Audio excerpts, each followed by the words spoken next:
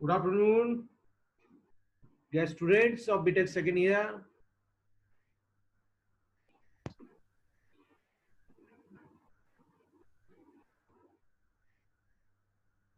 Sachin Pandey, Shreyansh.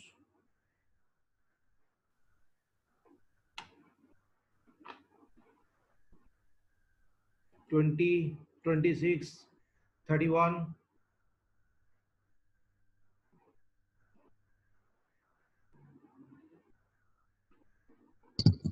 Very good afternoon once again to all of you.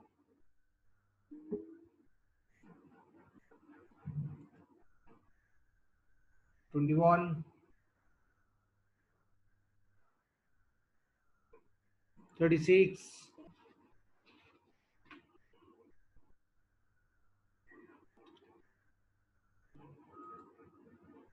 29,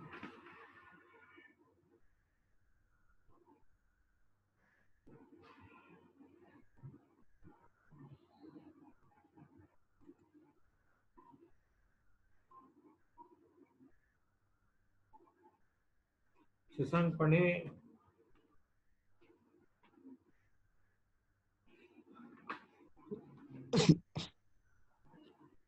Sachin Pandey, Shashank Pandey. 20, 21, 22, 26, 29, 29 okay.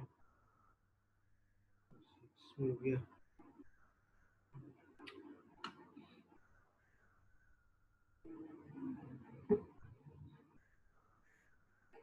Roll number 15, Gaurav Chauhan. How are you, Gaurav Chauhan? Gaurav, how are you?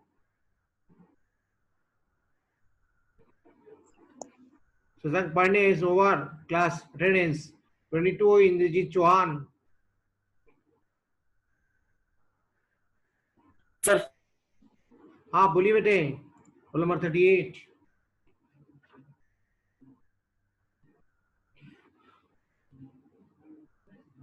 Roll number 4. Number 40.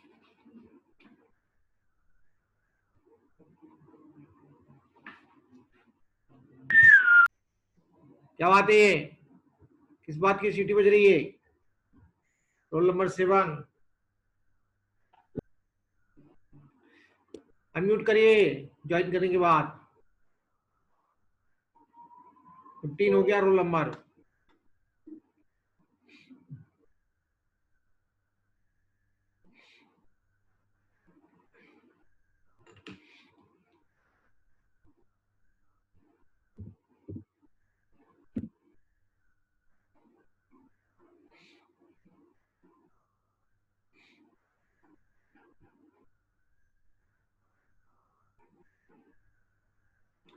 After 3 to 5 minutes, I start the today once again the session of revision of the morning time method with example.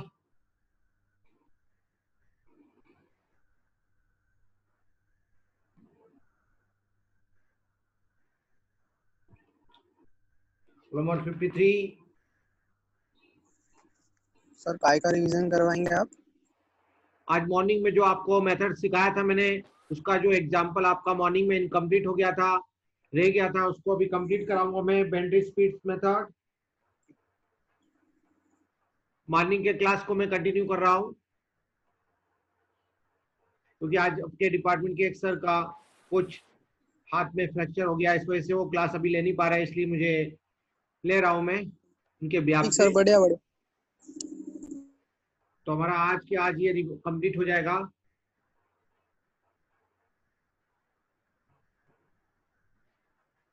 फिर कल हम इसका second method सीखेंगे, crank निकोल्सन्स. आज time मिल गया तो method सीख लेंगे और एग्जांपल कल समझेंगे.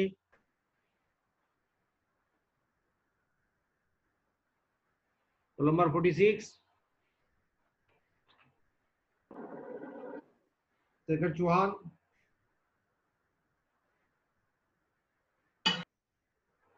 जितने भी डिप्लोमा डर्स है उन सभी को मैं कोर्स मटेरियल है, पीपीटी है, वीडियो लेक्चर शेयर कर चुका हूं. एक दो दिन में आपको ऑलरेडी आप लोग देख लीजिए, अपना ई कैंपस चेक कर लीजिए.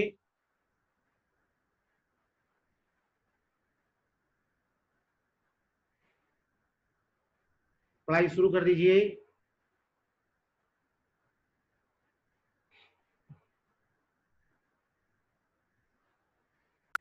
सर एग्जाम दिसंबर में होगी। अभी तो कुछ कैलेंडर में यूनिवर्सिटी का जो आरजीबी का कैलेंडर है उसमें कुछ रिवीजन हुआ नहीं है एग्जाम को लेके, क्योंकि कोरोना डे बाय डे बढ़ता जा रहा है।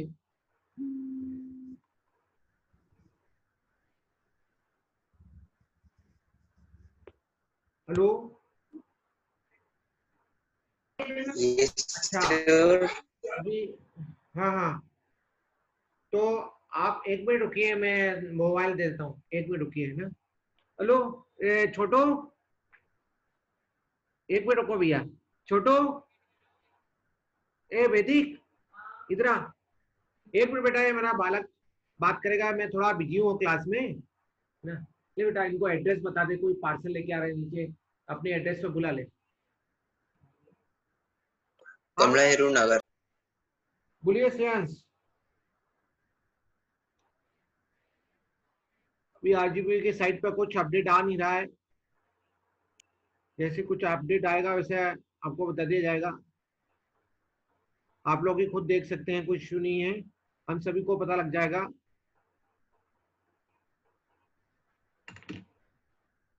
बस 2 मिनट बाद हम क्लास स्क्रीन शेयर करूंगा मैं, 2 मिनट और वेट कर लेते हैं। और कोई किसी को कुछ बोलना हो 2 मिनट में बोल सकता है, अपना बात शेयर कर सकता है। यदि टाइम बढ़ गया तो हमारा सिलेबस होने के बाद हम रिवीजन करेंगे, चिंता मत करिएगा। क्लासेस लास्ट सेमेस्टर की तुलना में रिवीजन टाइप की चलती रहेगी हमारी, यदि पूरा ऑनलाइन रहा सेशन, क्योंकि अभी तक कुछ ऐसा ऑफलाइन का कुछ क्लियर नहीं है, स्थिति खराब चल रही है। Roll number 16।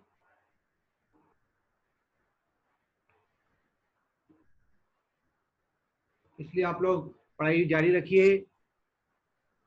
एग्जाम तो लेगा ही, क्योंकि उन्होंने एक्स स्टूडेंट के लिए थ्रू ओपन बुक का एग्जाम का प्रैक्टिस करवा लिया है, ऑनलाइन सिस्टम समझ गए हैं, इसलिए हो सकता है कि ऑफलाइन नहीं हुआ तो ऑनलाइन एग्जाम होगी इस सेमेस्टर में विदाउट प्रमोशन।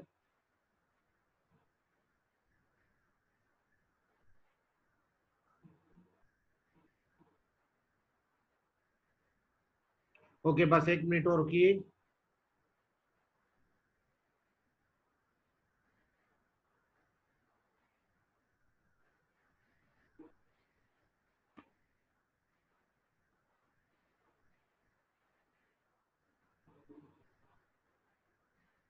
हाँ गोविंद,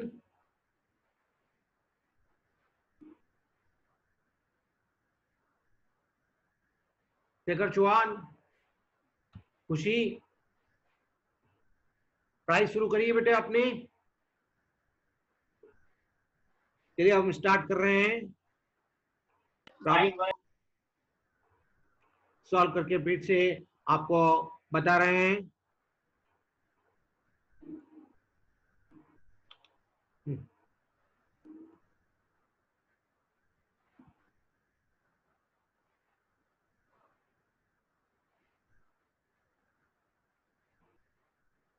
ये था हमारा टाइटल सॉन्ग, टाइटल पेज, जिसमें हमने आपसे कहा था कि आज हम आपको क्या पढ़ाना चाह रहे थे। मॉर्निंग में हमने क्या पढ़ाया था, बेंडी स्पिट्स मेथड्स के बारे में बताया था, जिसमें हम लोग वन डायमेंशनल हीट इक्वेशन को सॉल्व करते हैं। कर दीजिए पैसे लेकर हाथ करना थोड़ा वो करना पड़ेगा बेटा, पार्टिसिपेंट के लिए म्यूट अनम्यूट करना पड़ेगा।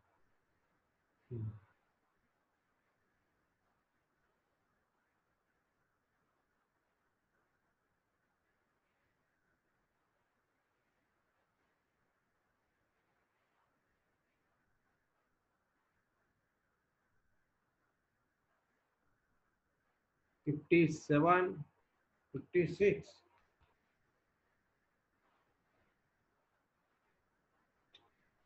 ओके,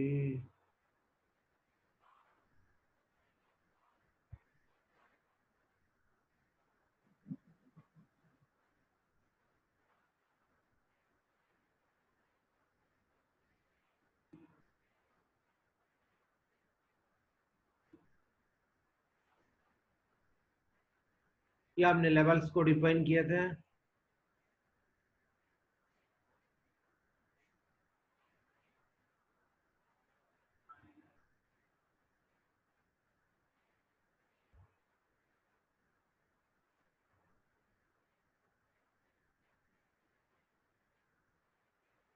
यहाँ तक सभी ने नोट कर लिया होगा मॉर्निंग में। इसमें हम लोग अल्फा की वैल्यू निकालते हैं। यहाँ पर अल्फा की वैल्यू 1/2 नहीं आ रही है, इसलिए मैंने आपको एक जनरल अल्फा का फार्मूला बताया है। तो इसलिए हम जो यहाँ पर जनरल फार्मूला है उसको ही यूज कर रहे हैं, ठीक है। तो इसलिए आप जो भी याद रखना है तो आपको ये इसका जो है बेसिक जनरल फार्मूला है, फिर से स्लाइड बताता हूँ आपको। ये वाला बेसिक जनरल फार्मूला याद रखिए, और ये अल्फा का फार्मूला ध्यान रखिए, सी स्क्वायर के अपॉन एच स्क्वायर। और ये वाला वैल्यू जो है या ये फार्मूला तभी यूज होगा जब अल्फा की वैल्यू आपको 1/2 मिलेगी। तो आप चूंकि ये फार्मूला याद रखेंगे तो इस फार्मूले की हेल्प से ये फार्मूला आप इस तरह का कोई भी फार्मूला अल्फा की कोई भी रियल वैल्यूज के लिए आप निकाल सकते हैं।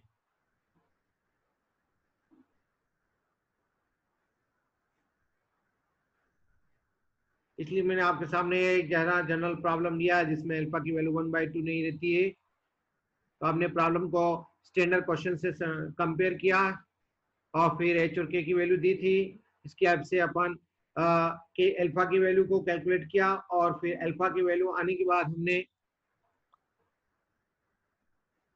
पहले इनिशियल कंडीशन को एनालाइज किया और उससे हमने वो पॉइंट आउट किए कि कितने हमारे पास इनिशियल वैल्यूज दे रखी है। तो उसको एनालाइज करने के लिए हमारे पास x की वैल्यू होती है आई एच। तो हमने जहां जहां पर x है उसकी जगह आई एच रख दिया, ठीक है, इस दिए हुए वैल्यू में। और सफिक्स में मैंने x के लिए i यूज किया और y जो है t है इसके लिए सफिक्स में j यूज कर रहे हैं। तो यहाँ पर चूंकि t की वैल्यू 0 है इसलिए यहाँ पर ये 0 यूज की जा रही है। और यहाँ पर आपके पास i की वैल्यू 0 1 2 3 है।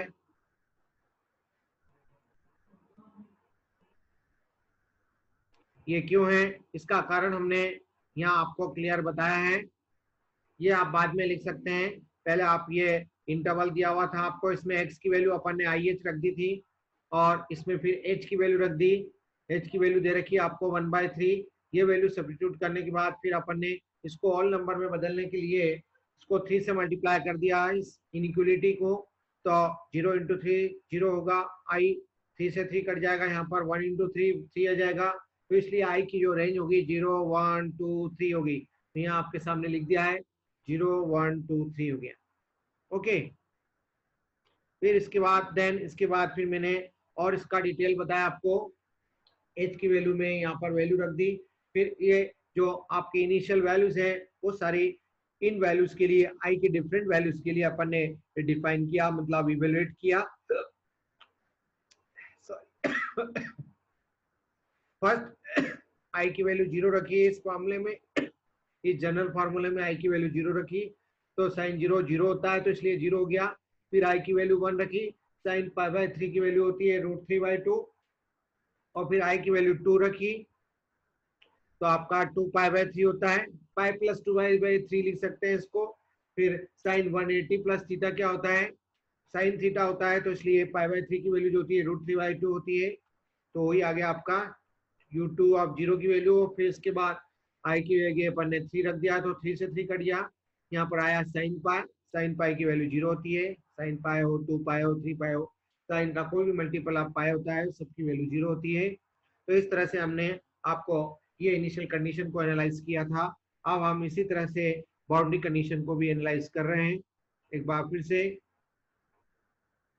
पहले जो बाउंड्री कंडीशन दी है उसको हमने लिख लिया और फिर इसमें x की जगह आई एच है, y की जगह टी के है, वो हम यूज करेंगे। तो चूंकि यहाँ पर x की जगह आपके पास 0 दे रखा है तो इसलिए यहाँ पर 0 ले लिया, i की जगह 0 ले लिया, t की जगह j रखा अभी अपन ने, क्योंकि 2 लेवल की बात कर रहा है, इसका मतलब j की वैल्यू 2 लेवल के लिए, एक पहले लेवल के लिए 0, दूसरे लेवल के लिए 1, तीसरे 3 लेवल के लिए बोला होता क्वेश्चन में। तो अपन एक और वैल्यू ले लेते हैं j = 2 और इस साइड में यहाँ पर i की वैल्यू 1 दे रखी है मैक्सिमम, और t जो है वैल्यू आपकी j दे रखी है जो जे है, जे की वैल्यू 0 और 1 है। अब हम इस बात को ग्राफिकली इन कंडीशन को शो अप करेंगे और शो अप करने के बाद फिर उसमें हम देखेंगे तो उनका जो पॉइंट ऑफ इंटरसेक्शन है वो हमें कैलकुलेट करना होगा। यहाँ तक हमने आज सुबह की क्लास में डिस्कशन किया था। अब उसके बाद की स्लाइड से लाइट हमारा कनेक्टिविटी हो गई थी, डिस्कनेक्ट हो गए थे हम, तो हम फिर अभी जुड़ गए हैं। करें अगले स्लाइड को शेयर। यहाँ तक ये स्लाइड समझ में आ गई सभी को? अर्पित, वर्मा, माखन, श्रेयांश, म्यूट करिए और बोलिए यस। कोई भी एक बोलिए यस। Yes sir. ओके बेटा। अब ये देखिए बेटा, इस तरह से हमारा जो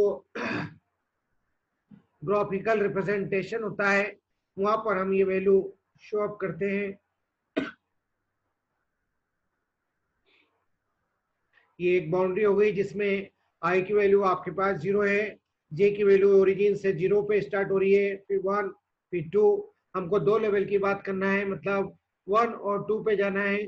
ये ग्राउंड लेवल है। ग्राउंड लेवल के लिए मतलब ये आपका एक्स एक्सिस है, ग्राउंड लेवल हो गया। ये फर्स्ट लेवल हो गया, ये सेकंड लेवल हो गया। और फिर इसके बाद आपके पास जो ये पॉइंट है, इस पॉइंट पे आपको वैल्यू निकालना है डिपेंडेंट वेरिएबल की। डिपेंडेंट वेरिएबल मतलब यू 1, 2, 1 ने वैदिक जरा पानी लेके आना पीने का। क्या होता है बेटा खाना खाने के बाद? तो देखिए फर्स्ट लेवल है तो 1, एक्स की वैल्यू 1, आई की वैल्यू 1, जे की वैल्यू 1। यहाँ पर जे की वैल्यू 1 बढ़ गई 2, 1। ये आपका फर्स्ट लेवल हो गया। फिर सेकंड लेवल पे गए तो आपका एक आई तो 1 ही रहा, जे आपका 2 हो गया अलॉन्ग वाई डायरेक्शन, मतलब एक बढ़ गया प्लस, तो आपका 2 हो गया। फिर यहाँ पर आपका एक्स भी एक और प्लस हो गया तो 2 पे है, तो 2, 2। जे की वैल्यू तो आपकी एक प्लस हो चुकी है, तो जे 2, 2। तो हमारा अब फाइनली जो ऑब्जेक्टिव है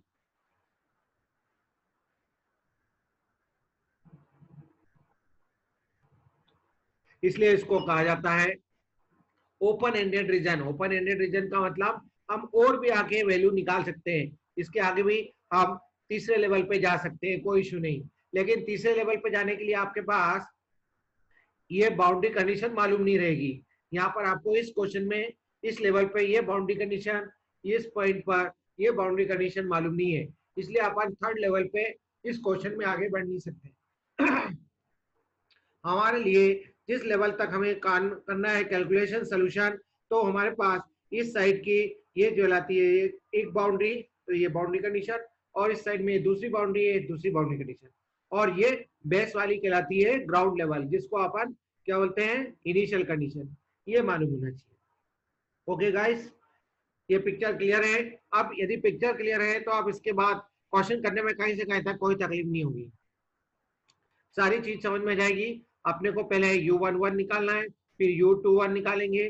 फर्स्ट लेवल के लिए अपने पास i की वैल्यू 3 रखेंगे, j की वैल्यू 1 रखेंगे। इस तरह से आपको यदि यहाँ पर ये रखना है तो क्योंकि ये वैल्यू आपके पास मालूम है ऑलरेडी 0 दे रखी है हमको, तो i की वैल्यू 1, j की वैल्यू 1 रखना है, फिर i की वैल्यू 2, j की वैल्यू 1 रखना है।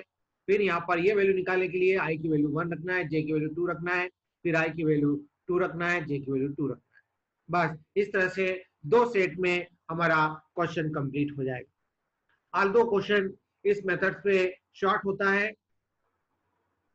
जैसे हमने लाप्लास इक्वेशन को और इसके पहले पॉइसन इक्वेशन को सॉल्व किया था, उसमें थोड़ा टाइम इसलिए लग रहा था क्योंकि हम सोल्यूशन जो है उसको बेटर कर रहे थे, उसको करेक्ट कर रहे थे बाय करेक्टर फार्मूला से, क्योंकि जो हमारी 5 पॉइंट फार्मूला और स्टैंडर्ड डायगोनल 5 पॉइंट फार्मूला है वो इतना एक्यूरेट सोल्यूशन नहीं दे पाता था, इसलिए हमें इटरेटिव मेथड लगाना होती थी। यहाँ पर इस केस में इटरेटिव मेथड लगाने की कोई जरूरत नहीं, क्योंकि सोल्यूशन अपने आप करेक्ट आएगा।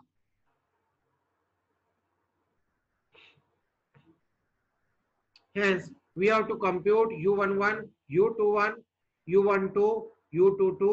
वही जो मैंने अभी आपको ऑरली बताया वो आपके सामने स्पिट्स की बैंडी स्पिट्स है, अप्लाई करके बता रहा हूँ। उसके लिए सबसे पहले मैं वो जनरल फार्मूला आपके सामने लिख रहा हूँ जो मैंने अभी आपको बताया था। ये था हमारा जनरल फार्मूला। अभी हमारे इस क्वेश्चन में अल्फा की वैल्यू 1/4 आई है, इसलिए उसको हम यहाँ पर सब्स्टिट्यूट कर देंगे। तो अल्फा की वैल्यू 1/4 रख देंगे, रख दीजिए, इसमें सॉल्व कर लीजिए। तो ये आपके पास इस तरह का फॉर्मूला बन जाएगा, रिड्यूस हो जाएगा। ui j of j plus 1 equal to ui minus 1 of j plus 2 of ui j plus ui plus 1 of j upon 4। अब इसके बाद हम पहले लेवल पे कैलकुलेट करेंगे, फिर सेकंड लेवल पे जाएंगे। हमें ग्राउंड से टॉप पे जाना है, ठीक है। फर्स्ट लेवल से स्टार्ट होना है क्योंकि ग्राउंड वाला तो वैल्यू हमें नोन है। हमें फर्स्ट लेवल पे जाना है, मतलब पहले हम U11 और U2 की वैल्यू कैलकुलेट करेंगे। तो सबसे पहले आप उनको U11 निकालना है, तो बताएंगे इस फॉर्मूले में क्या रखें कि आपके पास U11 आ जाए। खुद मन में सोच के बताएंगे। श्रेयांश बताइए, यदि आपको इस फॉर्मूले में, ये आपके सामने फॉर्मूला लिखा हुआ है, U11 की वैल्यू निकालना है, तो आप बताइए, आप खुद डिसाइड कर सकते हैं कि आई की वैल्यू क्या देना होगी और जे की वैल्यू क्या देना होगी। कोई भी आप में से ये बता सकता है। बोलिए बच्चे, कोई भी एक बोलिए। गणेश बोलो बेटा, म्यूट करके बोलो। कोई भी एक स्टूडेंट बोलिए। अजय लोधी बोलिए। यदि U11 सर निकालना है, U11 निकालना बेटे, तो इसमें आई और जे का मान क्या रखूं? पहले आई का मान डिसाइड करो। आई का मान, सर मैं बताऊं? हाँ बताओ। सर आई का मान 1 और जे का मान 0। बहुत बढ़िया। और जब दूसरी वैल्यू निकालेंगे U21, तो सर आई का मान 2 और जे का मान वापस से 0। नहीं 0 नहीं रखना पड़ेगा बेटे।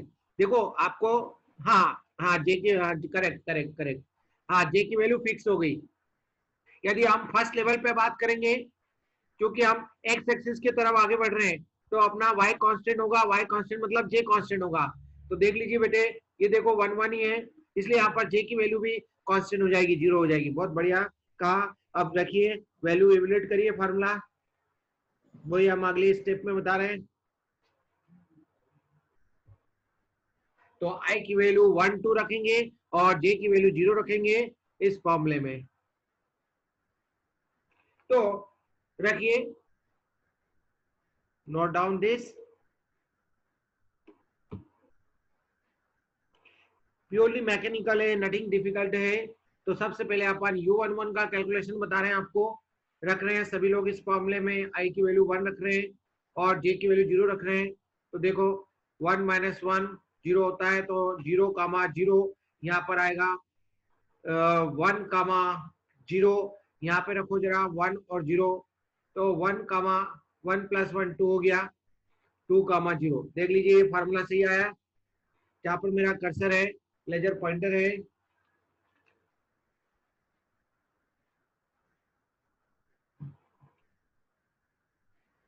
देखिए मेरा कर्सर रखा है वहां पे, सही है? Yes sir. है ना बेटे? अब इसमें आपके पास जो वैल्यू ग्राफ में है या जो गिवन है, हमने जो ग्राफ में शो कर रखी है, वो वैल्यू रख दीजिए इसके कॉरस्पॉन्डिंग। तो U00 की वैल्यू 0 है और 2 की जगह 2 रखना है, प्लस की जगह प्लस लिखना है। फिर उस U10 की वैल्यू हमने निकाली है √3/2, और इसके बाद U20 की वैल्यू कितनी निकाली है? √3/2 है। निकाली क्या हो, तो हमने रिप्रेजेंट किए, ये बाउंड्री कंडीशन हमें दी थी। अब इसके बाद फिर इन सबको प्लस कर दीजिए और इसको 4 से डिवाइड कर दीजिए, तो आपके पास एक पॉइंट पर इस प्रॉब्लम का सॉल्यूशन मिल जाएगा, जो कि फर्स्ट लेवल पर हीट कंडक्शन में हीट डिस्ट्रीब्यूशन की वैल्यू होगी, हीट फ्लो की वैल्यू होगी इस इंस्टेंट पर। फिर हम दूसरा करेंगे कैलकुलेशन। वैल्यू आपको रखना बता ही दिया, आई की वैल्यू 2 रखना है, क्योंकि अभी हमारा इसी लेवल पे एक और वैल्यू अननोन है, वो है U21। तो I की वैल्यू आपको 2 रखना है और J की वैल्यू 0 रखना है। देखिए जरा, उसको नेक्स्ट स्लाइड में बताया है क्योंकि यहाँ पर जगह नहीं थी,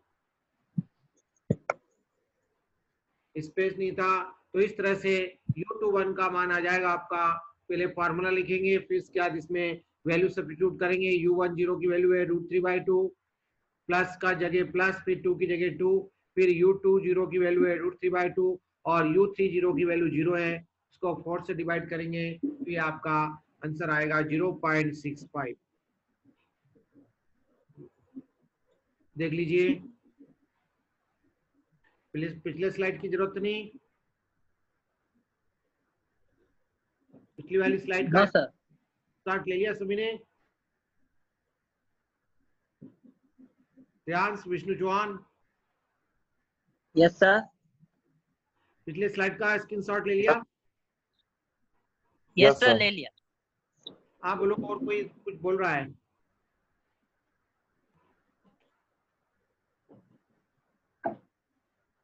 चलिए, अब सभी लोग अपनी कॉपी में भी कर सकते हैं कैलकुलेशन।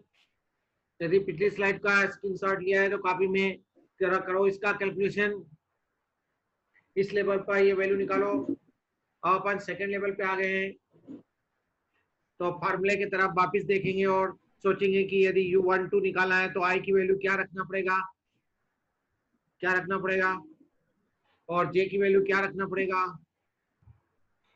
पहले I की सारी वैल्यू डिसाइड कर लो, फिर इसके कॉरस्पॉन्डिंग J की भी वैल्यू आप डिसाइड कर लेंगे और 1 बाय 1 वैल्यू सब्स्टिट्यूट करेंगे।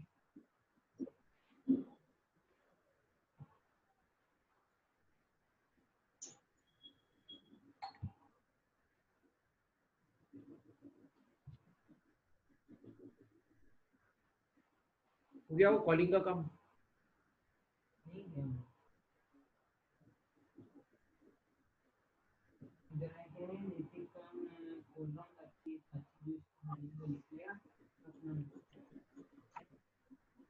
ओके, डिसाइड किया?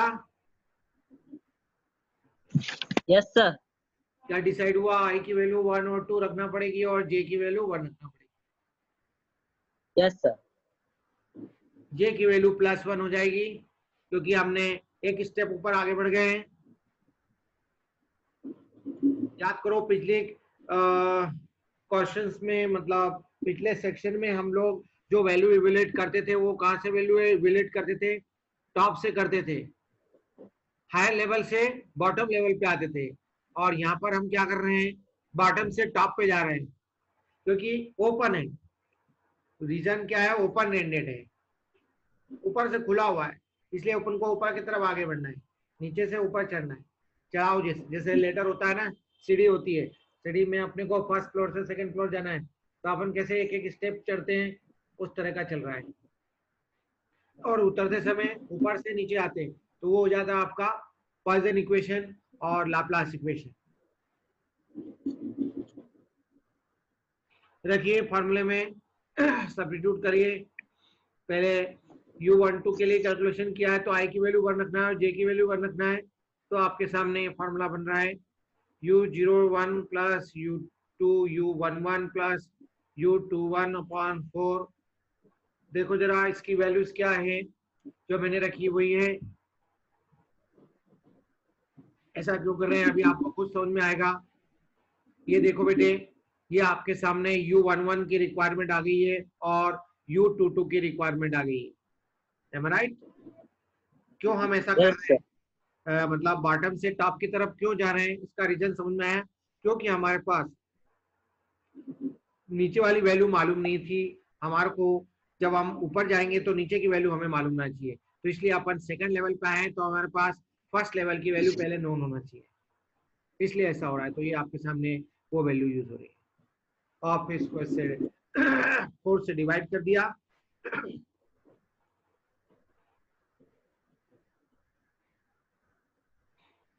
सॉरी, तो बेटा टाइम फिर से अपडेट हो गया है, अपडेट कर दिया हमने। ये रहा आपके पास दूसरा कैलकुलेशन। U22 के लिए फॉर्मूले में सब्स्टिट्यूट करेंगे, I की वैल्यू 2 रखेंगे, J की वैल्यू 1 ही रखेंगे क्योंकि अपन सेकंड लेवल पे हैं, हमको आगे जे की वैल्यू बढ़ाने की जरूरत नहीं है।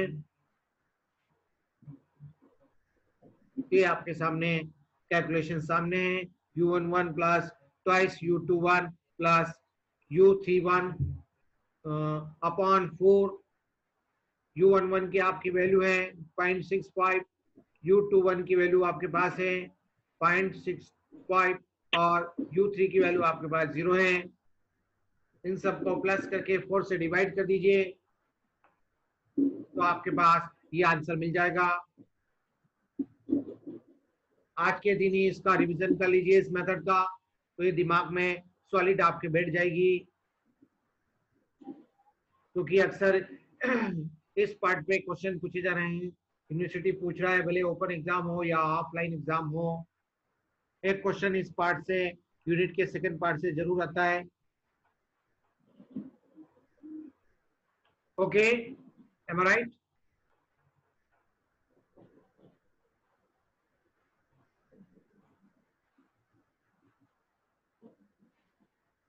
ये मेथड क्लियर हो गई आप सभी को? कोई डाउट है तो यस पूछ। सर। इस मेथड में किसी स्लाइड में कोई कंफ्यूजन है तो बोलिए, तो मैं पीछे चले जाऊंगा टाइम में।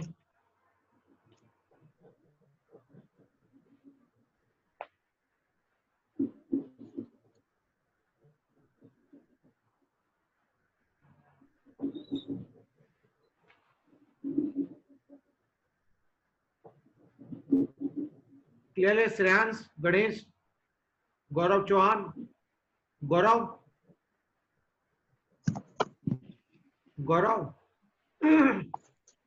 Yes sir. कहाँ हो बेटे तुम? पढ़ाई वढ़ाई कर रहे हो कि नहीं? सर सर ऐसा लग रहा है कुछ दिनों के लिए तुमने मैथ्स छोड़ दिया है। नहीं सर, कर पे ही हूँ सर। पढ़ाई वढ़ाई कर रहे हो कि नहीं? सर कर रहा हूँ। अच्छा, क्लियर हुआ टेक्निक्स बेटा? दूसरी टेक्निक स्टार्ट करूं? Yes yes. टेन निकोलसन, चलिए थोड़ा इसका स्टार्ट कर देते हैं। स्क्रीन को, ये वाली स्क्रीन को मैं स्टॉप कर रहा हूं बेटे। सभी ने स्क्रीनशॉट ले लिया? Yes sir. चलिए अब दूसरी स्क्रीन मैंने आपके सामने।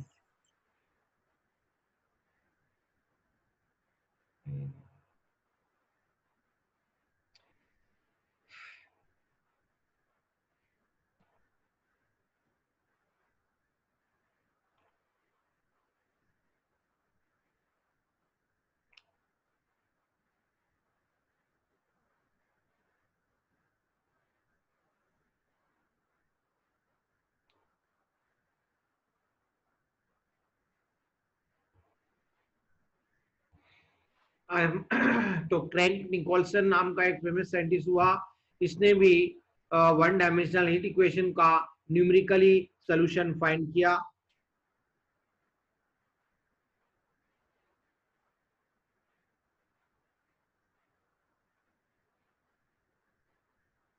तो देखो आपके सामने सबसे पहले लाइन ये लिखी है कि this method provides an alternative implicit form that is second order accurate in both space and time. जब आपको एग्जामिनर मेथड का नाम नहीं लिखता है और आपको हीट कंडक्शन इक्वेशन का numerical solution under given boundary initial condition पूछता है, तब उस केस में आप चाहें तो पहले वाली मेथड की जगह ये मेथड भी अडॉप्ट कर सकते हैं, कोई इशू नहीं। इसमें उसी तरह का ग्राफिकली रिप्रेजेंटेशन है।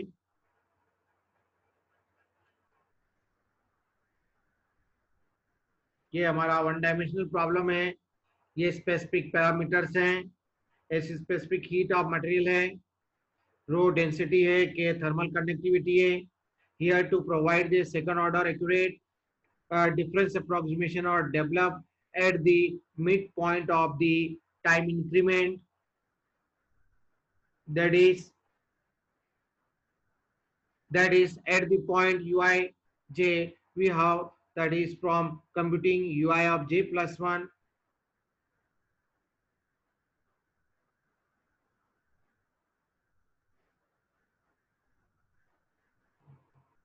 ये हमारे पास सेकेंड ऑर्डर डेरिवेटिव की वैल्यू थी। फिर इसके बाद हमारे पास इसकी वैल्यू हमने इस पॉइंट पे कैलकुलेट की और फिर इसके बाद हमने इन दोनों वैल्यू का एवरेज ले लिया।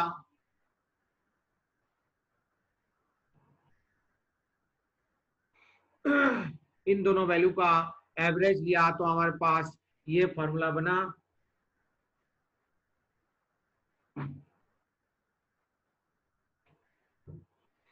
और del u by del t की जो वैल्यू है वो हमारे पास जो पहले थी वही की वही है, केवल हमने सेकेंड ऑर्डर डेरिवेटिव की वैल्यू जो है वो इन दो वैल्यूज का हमने एवरेज लेके यूज किया है। ये वैल्यू यूज करके हम आगे बढ़ेंगे। अब ये जो वैल्यू सेकेंड ऑर्डर की है और फर्स्ट ऑर्डर डेरिवेटिव की है, अब इसको हम अपने बेसिक हीट कंडक्शन इक्वेशन के फॉर्मूले में रखते हैं।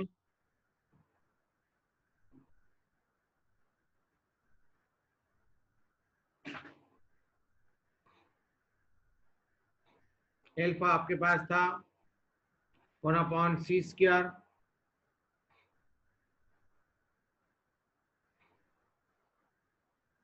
क्लास मल्टीप्लाई किया हमने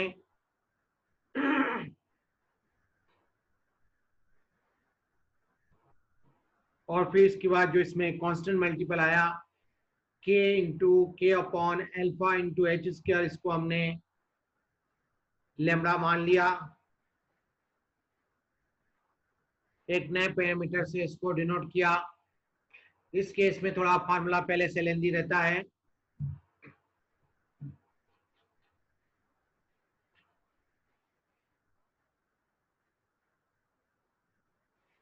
उस फार्मूले को रीराइट करा तो इस तरह का फॉर्म आ गया। इस फार्मूले को क्रैग निकोल्सन का डिफरेंस स्कीम या मेथड कहा जाता है।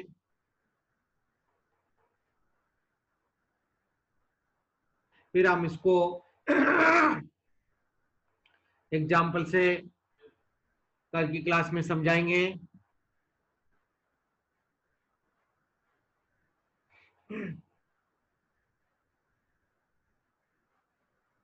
यहां तक नोट कर लीजिए।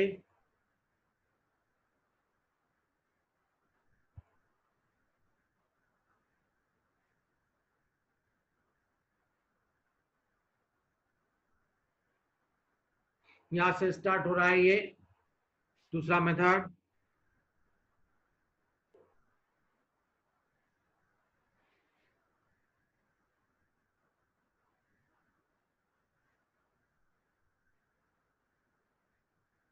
ये दूसरा सेट है, दूसरा पेज है।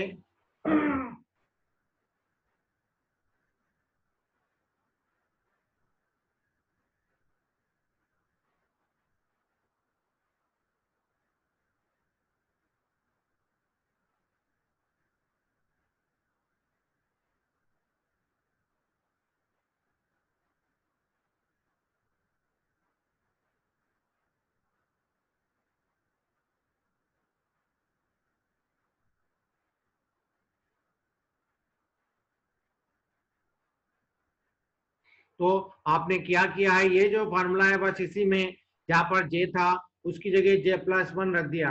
ठीक है, तो आपके पास इस पॉइंट पर ये सेकंड ऑर्डर डेरिवेटिव की वैल्यू मिल गई और फिर हमने इन दोनों वैल्यू का एवरेज ले लिया।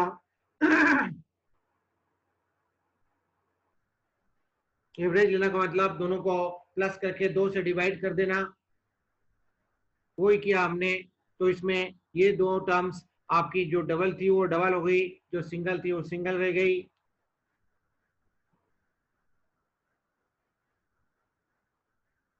और जो फर्स्ट डेरिवेटिव है उसके उसमें कोई चेंज नहीं किया हमने। बस फिर इसके बाद ये जो सेकंड डेरिवेटिव है, फर्स्ट डेरिवेटिव की वैल्यू हमने हमारे हीट कंडक्शन इक्वेशन में सब्स्टिट्यूट